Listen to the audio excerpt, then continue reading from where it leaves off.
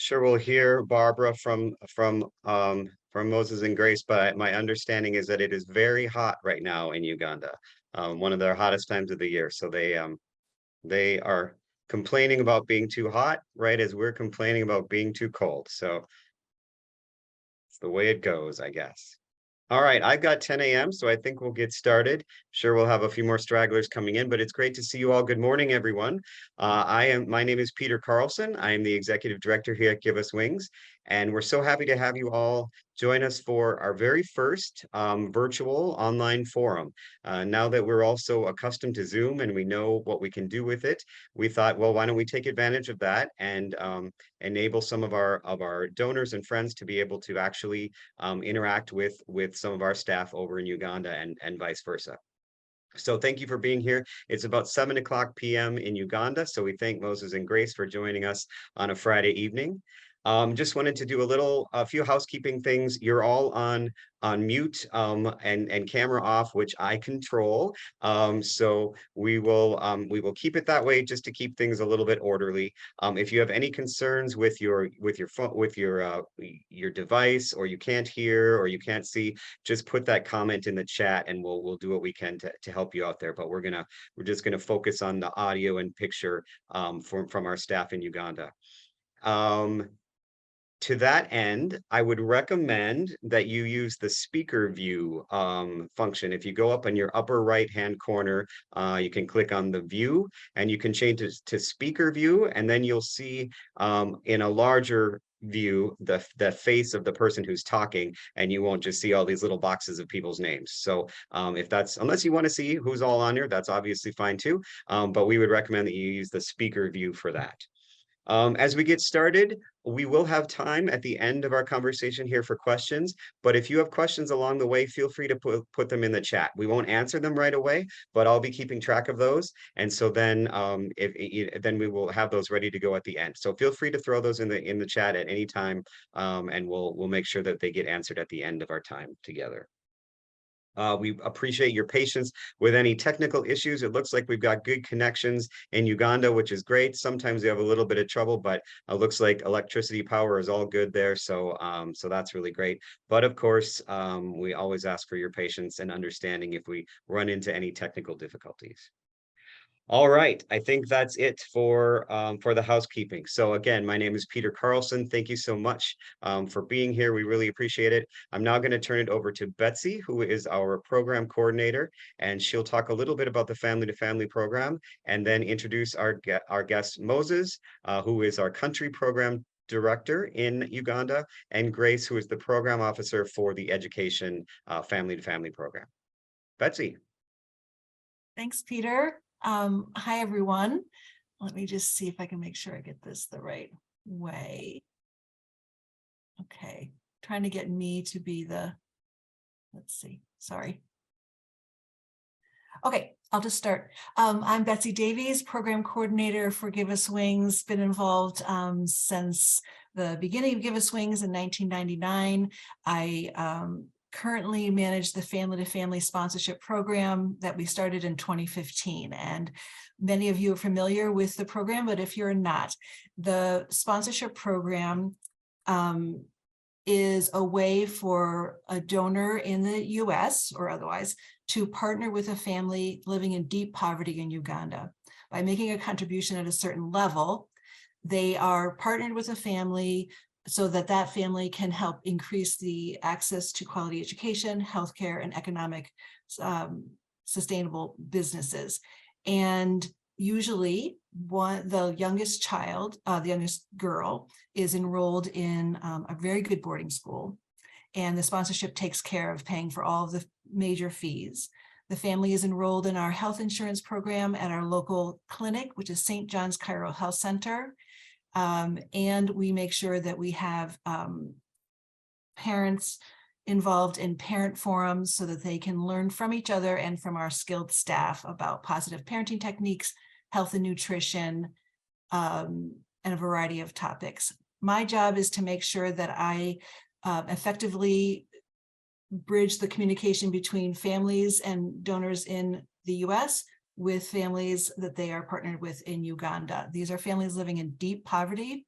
And it's a really an effective program, and I'm really pleased to be part of it. So we have with us, as Peter said, Moses and Grace, and I'm going to be asking them a few questions. And I wanted to start with you, Moses, if you could just share a little bit about your background, your education, work, and how you came to be part of Give Us Wings. Thank you very much, Bessie, and good morning, everyone. In the US, I know it is 10 o'clock for you, it is 7 o'clock for us. Yeah, it is morning for you, evening for us. But I'm most welcome to this meeting. My name is Moses Obenen. I work as the country program director of Give Us Wings Uganda. I started working here in 2018 as a program coordinator, and then I was elevated to the country program director in 2021. Yes, briefly about my education background, I hold a master's degree in business administration, and we call it E for Impact, Entrepreneurship for Impact, MBA. Yeah, and I'm very grateful. I was sponsored by Give Us Wings, and I'm very proud of that. Yeah, so I also hold a postgraduate diploma in project planning and management. And then I also hold a bachelor's degree in agriculture. We call it agricultural extension as a specialization, and that is from Makerere University. I have worked with quite a number of NGOs. Most of them are international NGOs in nature. I have worked with Masco, we call it Masco,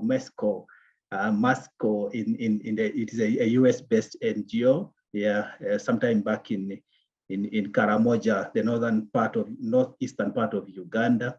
But I also worked with the NRC, Norwegian Refugee Council, supporting the refugees, especially in northern Uganda.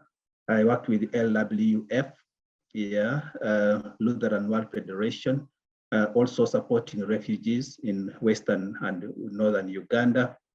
And then I worked with a German organization called Welthungerhilfe. You could have heard about it. We call it in Uganda, Wealthy Hunger, but that's not the way they pronounce it. So I was in charge of programs in the whole country, and also crossing to Rwanda and Burundi at that time. So I was assisting the regional program director at that moment. So then I worked with Caritas. Caritas was my first NGO for me to work with after my graduation, from graduating with a first degree from Makerere University in 2006. So I started my professional life there, and I have grown, all along from small to big. Now that I am a country program director, I'm very grateful for this professional development and professional growth. Briefly, that's about me. Thank you, Desi. Thank you. Thank you, Moses. Okay, Grace, can you please share a little bit about your background and how you became involved with Give Us Wings? Thank you so much. Good morning, everybody. Very many thanks for joining us in this very first online meeting. My name is Grace Mary Alueng. I work as a program officer in charge of the education program in Give Us Wings Uganda. I have worked here from last year, July, up to now. So I'm about 7 months old in Give Us Wings Uganda. I have a bachelor's degree in urban planning from Makerere University. That was my first degree that I got way back in 2011. I also have a postgraduate diploma in project planning and management from one of the leading institutions in Uganda, that's Uganda Management Institute. And I also have a certificate in administrative law from Makerere University. My past experience has been a bit small. I've not worked with so many organizations, but I've worked with one human rights organization in Uganda, that's Mifumi, an organization that works to support women and children who have gone through gender-based violence. While at that organization, I was in charge of children. So I was a project manager for a young people's program that used sports and life skills to empower young girls in school, gain self-confidence, be able to make informed decisions, and work towards achieving their future aspiration. So how I got to Give Us Wings, I had been keenly following Give Us Wings work in Eastern Uganda, and in particular in Tororo. And so when a formal advert came up for the position of project officer in charge of the Family to Family Education Support Program, I showed a keen interest, put in my application, and I'm very, very happy that I went through the formal recruitment process where I met the most suitable or successful candidate, and I was offered an employment here. I am so happy to be part of Give Us Wings. Thank you, Bessie. That's all for now.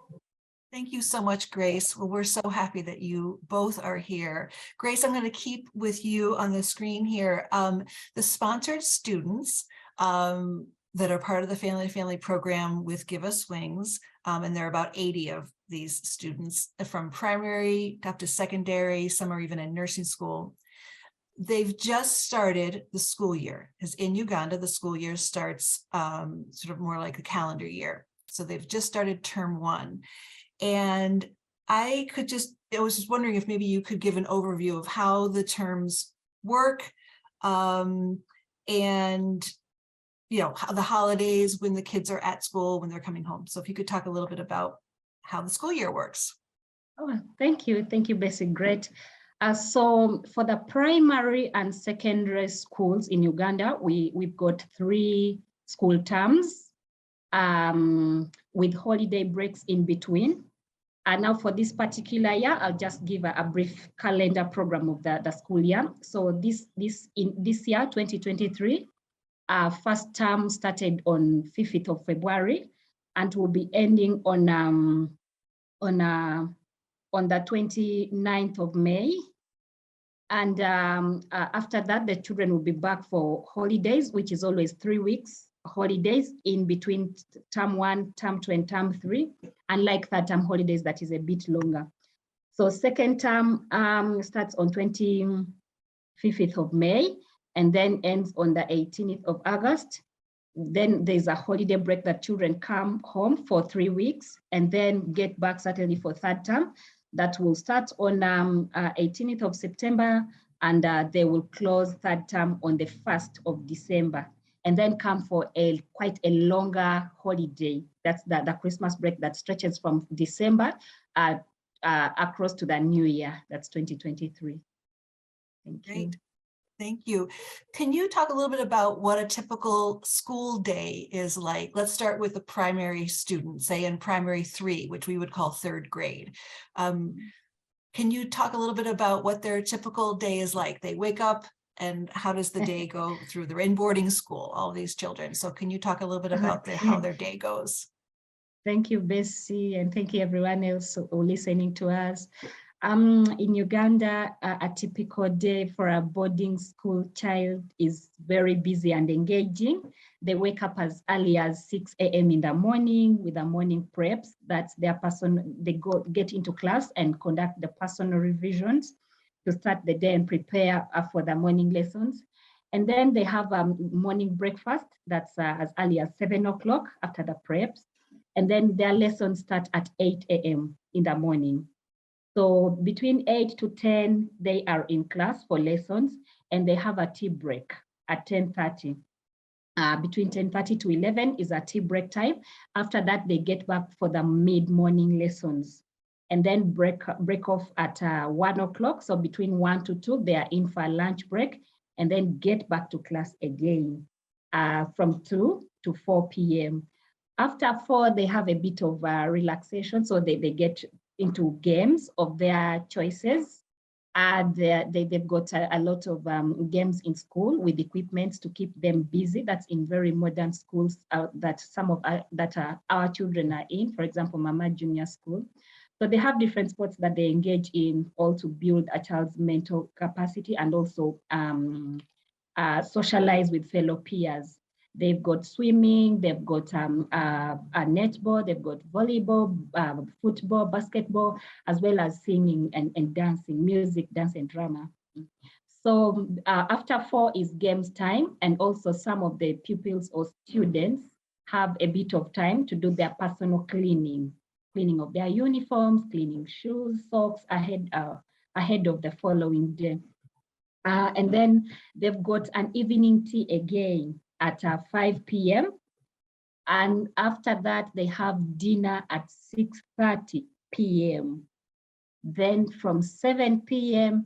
is preps time. And this preps time go from 7 p.m. to 9 p.m. But for Mama Junior in particular, the first 1 hour is for doing homework. So in the course of the day, teachers give them a bit of work to go and have a little more time to look through, discuss with friends, and answer. So that is what they do in the first hour of the evening preps. Then the remaining hour is for their personal revision. And they close their day at 9 p.m. and go and rest. So they sleep in dormitories, in what we call bunk beds. I'm not sure if that's the same word that you use for it. Oh yes, they sleep in dormitories that have beds and mattresses provided for by the school. So they are very happy. They have 5 hot meals a day. That is not the case with some families. So it's not the case when they get back for holidays. It sort of brings me to the next question is, what are some of the challenges that these children face at school and at home? And then how do you feel like Give Us Wings is helping them overcome those challenges? So, they're at this very nice school. They're with some people with more privileged backgrounds than they have. And so what are some of the challenges that they face as they start in these schools and then challenges at home? Okay, thank you. At school, some of these children face several challenges. For example, some of them are not visited during a designated visitation days. A school designates only 1 day in the whole term for parents to have access to visit children, have a chat with them a bit, take for them maybe some bites in form of nuts and juice. So some of these children come from struggling families, and so they end up not being visited. Also, some children face a challenge of delay in replacement of their school wares, which is a task, or rather, which is a responsibility that is on the parents, as Give Us Wings is providing all the other requirements and tuition, scholastic materials. Parents are requested to secure for the children uniforms and then footwear, a decent shoe, socks. So some parents take a bit of time to replace these things. So the children continue using the very old uniforms that they started using maybe 2 years ago. And sometimes it's worn out, it's short, it's not looking good. So they kind of look different from the rest. Another challenge that children also face is late reporting back to school. Because of the good relationship and memorandum of understanding that Give Us Wings has with the schools that the sponsored students are in, our children are just expected to report in time. Once school term begins, we expect all the sponsored children to report, because everything else is made ready for them ahead of the school term. But you'll find that there are parents who will not afford the very basic, like transport cost, to take the child back to school in time. They won't afford that in time. Or the extra requirements like the bites, maybe a replacement of a uniform. So a child ends up going back to school a week later or 2 weeks later. So it makes them miss a bit of schoolwork that their friends will have covered. Because the practice in Uganda is most schools report over the weekend. So on a new week, on a Monday of the new week, class starts straight away. So you realize that children who miss out a week miss a lot already. At home, that's it for school that we've identified on several occasions while we go visiting and monitoring the sponsored students. While at home, some of them are being exposed to bad behavior, so they stand a risk of being exposed to bad behaviors because some of these children live in slum areas. They live in urban centers, but in the slum areas that has a lot of activities going on, a lot of drug abuse and exposure to social media access that the information is not saved, and nobody really has time to check on what a child is looking at. So they are there, and sometimes they're exposed to such things. Then some of the parents also can't really afford basics for their children because of the low economic engagement. There's also lack of parental care that affects some children's growth and development, because some of our children that give us wings as sponsors live with non-biological parents. They live with either stepmothers, live with grandmothers, grandfathers, who are busy, engaged, looking for the little to be able to take care of a family. So there is no much time for listening to a child, for mentoring a child, for that good parental upbringing, really. So what we do on our part as Give Us Wings is through the monitoring visits, through the forums with children and with parents.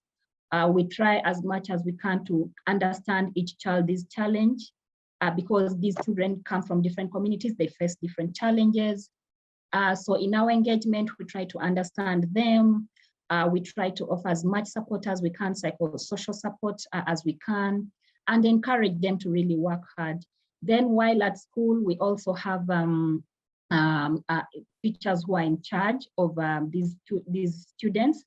We who keep monitoring them and informing us of anything that needs an emergency response.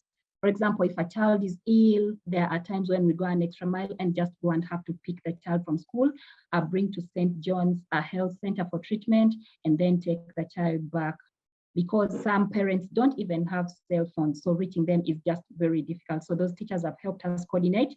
And also the dormitory matrons, the dormitory caretakers are so much of great help. They know these children by name, and they know some of their challenges generally, so they support a lot. Then the community parents, we also have a community parents who help us with identifying children who are suffering or who are facing certain challenges like abuse in a family, engage family in supporting this child grow up into a responsible citizen, and also report to us on a quarterly basis their findings. So Bessie, thank you. Thank you so much. You know, Moses, I'm going to switch over to you, and I'm going to ask this of both of you, but we'll start with Moses.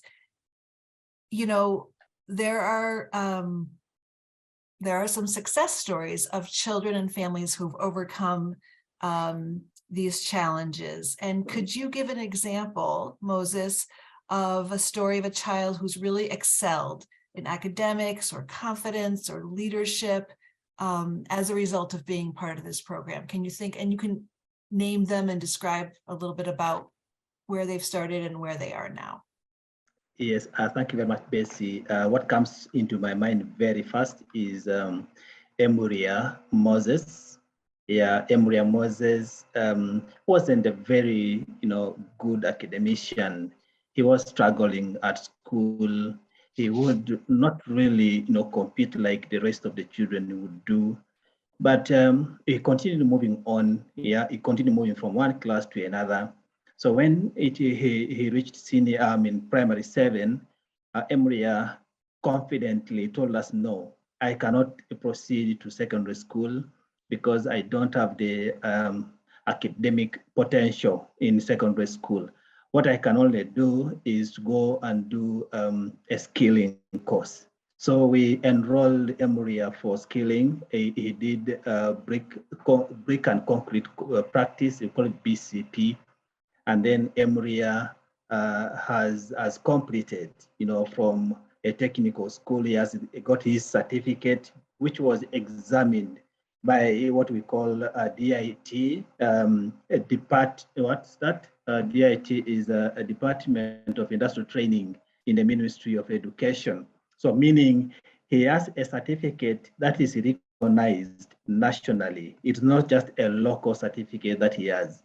And, you know, he didn't do well, you know, during the formal education, but when he went for skilling, he excelled, really. He performed very well. And now Emria is employed. Of course, he's not doing his own things. He's working with other people who are contractors, building houses and, you know, structures like that. And he's earning his money, humble money, and he is able to support his family. He has not yet married. I was interacting with him a few days. He has not yet got a wife, but he is planning to do so because he is now able to earn money and he can be an independent person. So for me, I count that as a very big success, you know, for the FACE program.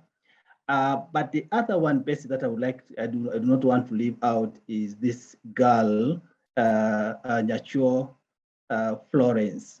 Florence was another one who has been sickly. All of us know the history about Florence. You know, she would collapse, you know, at school. But, you know, the support that we used to get from the FACE, you know, program, through the FACE program, we took her to Mbale. We used to drive all the way, you know, from Tororo up to Mbale to take her for treatment because that's where the specialist was. So this girl, you know, continued getting treatment and she was very determined. She said, I want to go back to school. Even when she would collapse from school, they would call us, we would pick her, bring her home, first of all, for a little bit of recovery. Then, you know, she wants to go back to school. When the results, the PLA results came out recently, the girl scored 10. That was Division 1. I was excited. I was one of those very excited about Florence. And honestly, I count that a lot, you know, to the humble contribution coming through the FACE program. If it was not because of the FACE program, the assistance that we are receiving from you, then be certain that girl Florence would probably be dead because epilepsy would have probably, you know, pushed her down. She would have collapsed somewhere, maybe on fire, maybe on something. She would have hurt herself. She would have probably died, or she would be wasted completely because the family members, you know, would have abandoned her because they don't have the money, you know, to treat her to that kind of extent. So really, really, there are many success stories, Bessie, but just to give an insight, those two can suffice for now. I am very proud of the two children and all the other children who have succeeded in various ways. I agree, and I'm so proud of her. It's a great story.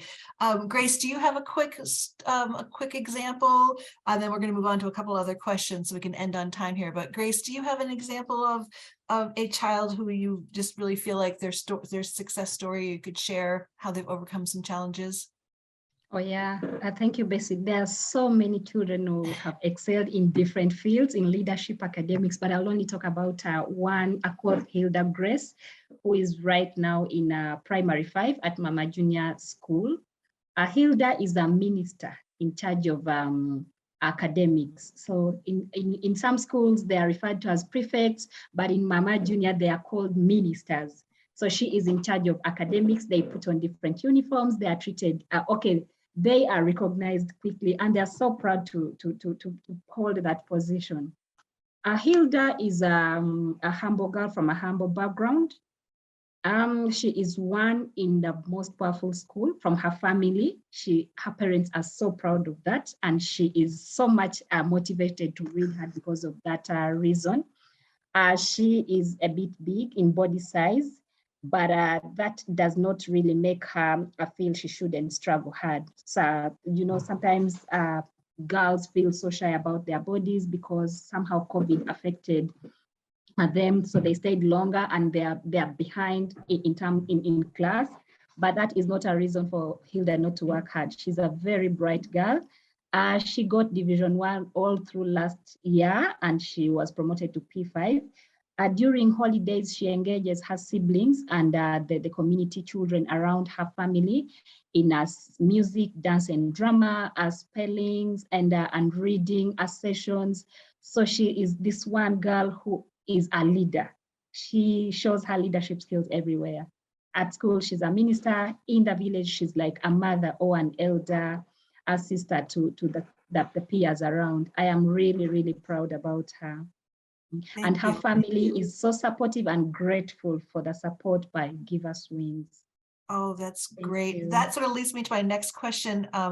Moses, if you could just sort of briefly share what some of the comments are that you hear from parents when you're out at the various parent forums or meetings, or when they come into the office to stop by. What are some of the comments that you hear about the impact of being enrolled in the Family program has had on them as a parent, or on their child, or the whole family? And that's for you, Moses. Moses is unmuted. Yes, Okay. thank you very much. Thank you. Yeah, thank you, Peter. Sorry, Moses, Peter. that was my fault. That was my fault. Thank you. Yes, there are quite a number of lessons, a lot of experiences that we have documented, from parents appreciating the contribution of the FACE program. They call the FACE program a God-given, a gift, something that has come from heaven. There is no one who would have looked into, their situation. No one would consider, not government, of course, would look into the situation, these communities are. So whenever they see that their children are going to the best schools in the country, best schools in Tororo here, they are full of praises about, Give Us Wings. So one is that surely, they are very appreciative. They say it is God's, gift, something that nobody can just imagine about. But the other one is that, they see the future. They're saying, at least, we can see the future in our families. Some of them have maybe not anyone who has advanced, maybe a past, P7 or even going beyond senior 4. But now the FACE program is giving them opportunity, to go up to senior 4 and maybe take up a skilling, course. And then after that, somebody is able to, find something to do, and, earn an income that will support the family. So that one, they say it is a big, future they see, in their families. And then, of course, they say, in Uganda, I think Africa, English is always associated, with a certain class of people. So if the children, if somebody is able to speak English, then that particular family is recognized in one way or another. If, for example, there is a visitor that is coming home, coming to the village, and then your child is the one who's able to translate, the English the visitor is speaking to the local language, then, the family is very proud. Of course, that's what they say. Their children are able to do that. And it all is because of the contribution that Give Us Wings, has done. But of course, the other one is, the schools that the children are going to. They are saying they are also able to associate with the people who are driving to schools. Mama Junior, for example, during visitation day, the compound is flooded, with the vehicles, cars. People have driven to check on their children, visiting them here and there.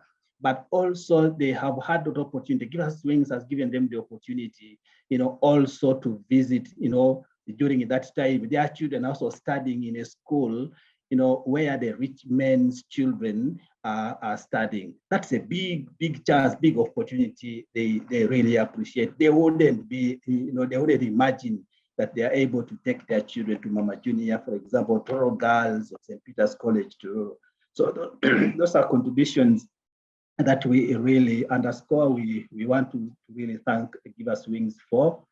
And then, yes, CHI, Community Health Insurance, is another big contribution that Give Us Wings has made for the local communities. And they are really, really very excited about the CHI.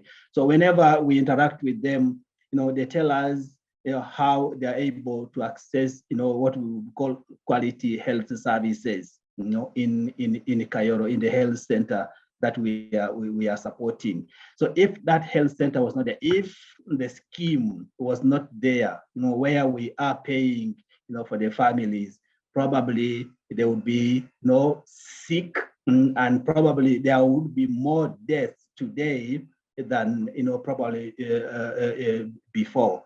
So now that's opportunity for them. They are living a much healthier life, and therefore are more productive.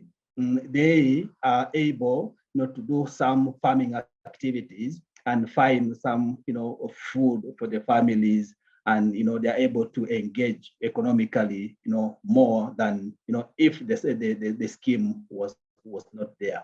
So Bessie, what Grace and I are giving you are really the highlights. There are deeper, bigger stories that we could share with you, but these are just a few that we would like to bring to your attention.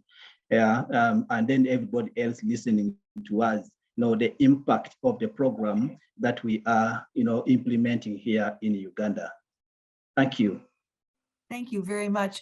We are, believe it or not, sort of running close to time. Peter, we have about 10 minutes left of this Zoom call.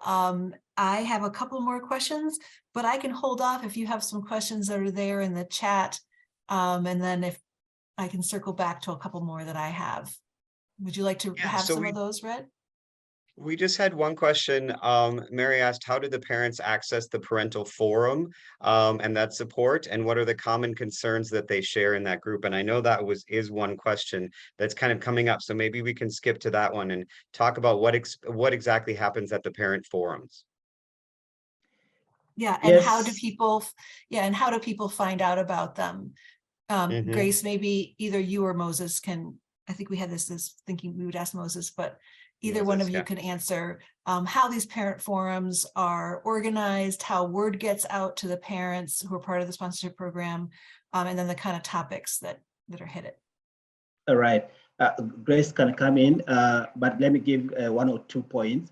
Yeah, the platform, the Parents Forum is a platform that you have created, for the parents, to come together. There is something that we call a parents web.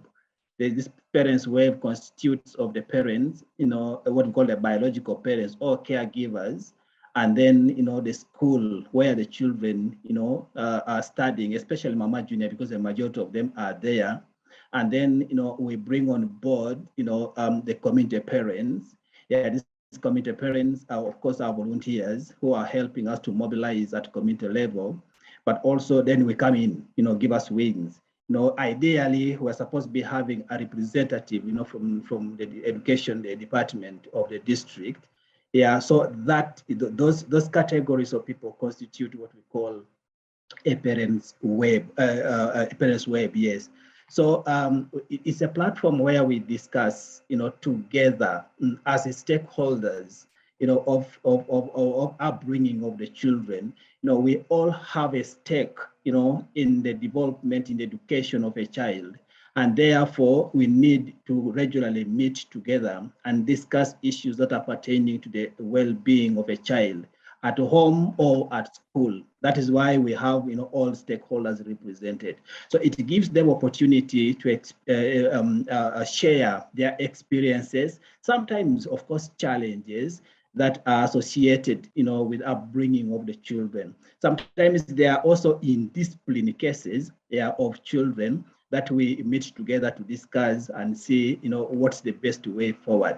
So the platform really, gives us, that opportunity, but also we identify, depending on the situation, we identify topics that we normally, train, the parents in.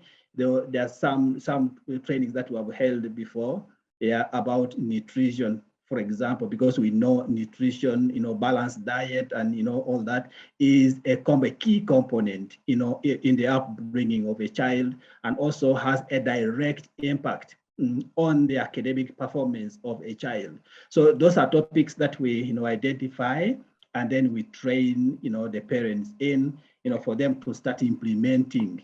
Sometimes, we call it positive parenting. What's the relationship? We discuss also the relationship, between the children and their parents. How do parents regard children? Well, how can a parent, for example, greet, his or her child in the morning? How have we woken up? Good morning, my child. Or it is, left, the other way around. It is a child to say greetings always to the parent. So this kind of a relationship is what we discuss, together with parents during the parents forum. And we see how we can, touch a life of a child, not necessarily by teachers alone, but also parents and all the other stakeholders. So that is kind of a forum that we have, a platform where we discuss, many issues pertaining to the education of a child. Great. And Grace, can you just briefly talk about how do you get the word out? That you were saying before that some people don't have cell phones. People live, in slum areas. I know from being there that this is a widespread area. How do you get the word out that there's going to be a parent forum on certain date, and that this is the topic and this is where it will be held? I know during COVID, we would go out to different neighborhoods because we couldn't gather in big groups. So I appreciated all the pivoting that people did then. But now, how do you get the word out to people that parents know? Thank you, Bessie. Through the community parents who belong to clusters, parents are divided into clusters based on their locations from the places that we operate in. So community parents help us a lot with mobilization. Sometimes we also use radio to inform parents of a meeting or an upcoming event, inform them of the venue, the date, and then the expected time, then the areas of focus. Then for those who have cell phones, we do call, and they support in mobilizing the rest as well. Thank you. Thank you very much. Peter, do you have any other questions from the group? Nothing right now. So I think we can maybe just go on to one of our last questions, Betsy. Okay, that sounds great. Let's see. I just have a quick, I guess it could be quick for either one of you. We'll start with Grace. What is the favorite part of your job, Grace? What is your very favorite part of it, and what are the most challenging parts of your job? You've talked about some of it here that we can probably guess, but maybe you could speak to that a little bit. You're right there on the ground with all these 80 families, and what are some of the things you love about it, and what are some of the challenges? I love it when I see a girl child improve in her academics. I love it when I see struggling children improve after my effort, either my talk with them, my engagement with them and their parents and the class teacher. Once I see a change, I feel my effort has been paid. I feel so happy about that. Challenging is having a few children from struggling families not able to afford certain requirements, such as casual wears, students not being visited, late reporting is really a challenge. And the other bit is I feel so much concerned, especially when I can't do much. A child is somewhere in the village. I am trying so hard to reach his guardian or her guardian to ensure they go to school, and I just can't support much. So I find it a bit challenging. And worst of all, he or she is missing a lot that the other students are learning at school. Thank you, Bessie. Thank you. Well, I think the last question that I have for both of you, and we'll just keep with you, Grace, and then I'll ask the same question of Moses, and then we'll end here. But what are your hopes for the Family to Family program? We're working hard here in the US to raise funds and keep people enrolled in the sponsorship program as supporters and donors, and we hope that it will continue to grow and get more people. What are some of your hopes for the actual program there? Bessie and all the people listening to us, my one hope is to see children or students complete school, study up to university, and take up courses of their desire, really. That is my one hope. Yeah. Hey, Moses, how about you? What do you hope for the Family to Family program as we finish up we're about 1 minute left here.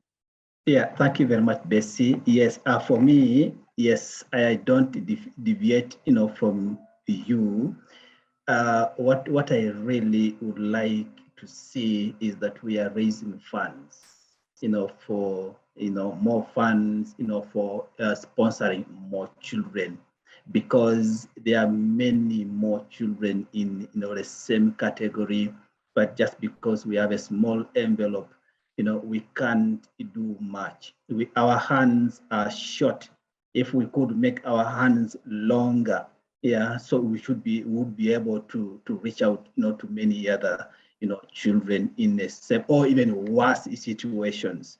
They are there. Bessie and Peter interacted with him, some of the families here, and he saw, what is in Uganda, what is in Tororo. So I would really imagine that we raise more funds. And then just like Grace has said, we need to expand this program, but also probably, if it is possible, add a little bit more 2 years, onto the 4 of O level, what we call it ordinary level. And then if we could add more 2 years, yes, I know, first of all, of course, the 2 years are for scaling currently, but if we could add those 2 years, for somebody to go to A level, we call it advanced level, that is senior 5 and senior 6. Then after that is when somebody can go for a professional course. Why I am saying so is, the education system in Uganda is changing very fast. We are seeing diploma holders are advised, to upgrade. The country today is recognizing degrees, much more than the diplomas. But of course, like we said, everything is, it depends on the resource envelope.